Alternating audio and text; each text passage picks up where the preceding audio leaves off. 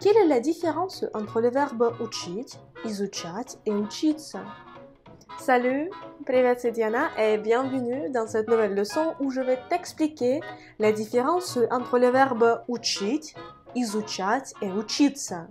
Si tu trouves que ce thème est utile et intéressant pour toi, n'hésite pas à mettre le pouce en l'air pour m'indiquer que je devrais faire plus de vidéos de ce genre et abonne-toi à cette chaîne YouTube si ce n'est pas encore fait. Tu pourrais retrouver les explications et les phrases employées dans cette vidéo dans la description, c'est juste en bas. Et alors, nous commençons à apprendre mais qu'est-ce qui distingue en fait le verbe учить, изучать et учиться? Selon mes statistiques de professeur de russe, ces trois verbes pose des problèmes à environ 80% des gens qui apprennent le russe. Si c'est aussi le cas pour toi, écris-le dans les commentaires. Commençons par le verbe изучать.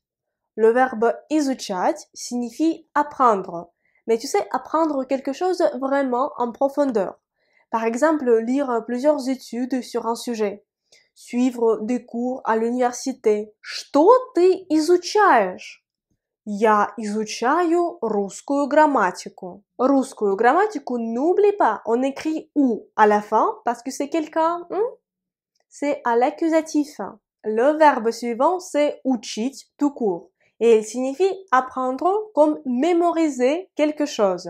On peut apprendre грамматику, la grammaire, новые слова, de nouveaux mots, стихи, les poèmes, et ainsi de suite. Alors, quand quelqu'un учит что-либо, c'est-à-dire apprend quelque chose, il répète le matériel plusieurs fois pour le mieux mémoriser.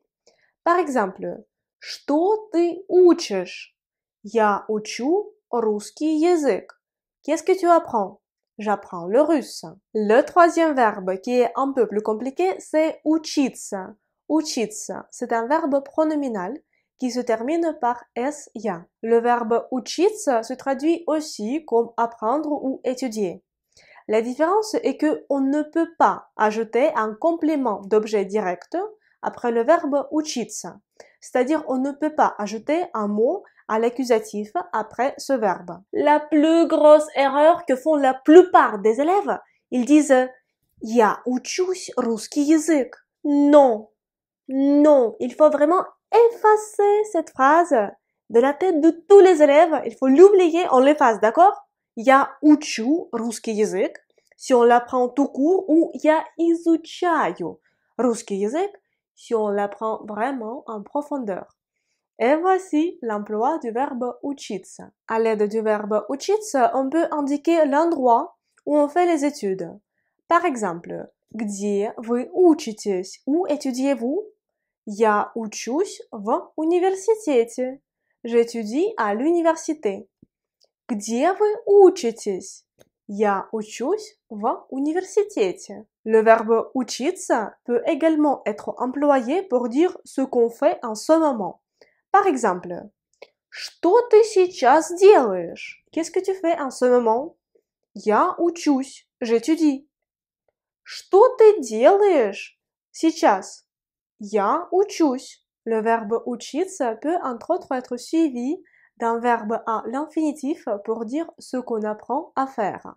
Par exemple, что ты учишься делать? Qu'est-ce que tu apprends à faire? Я учусь петь, j'apprends à chanter, ou я учусь писать по-русски. J'apprends à écrire en russe. Я учусь писать по-русски.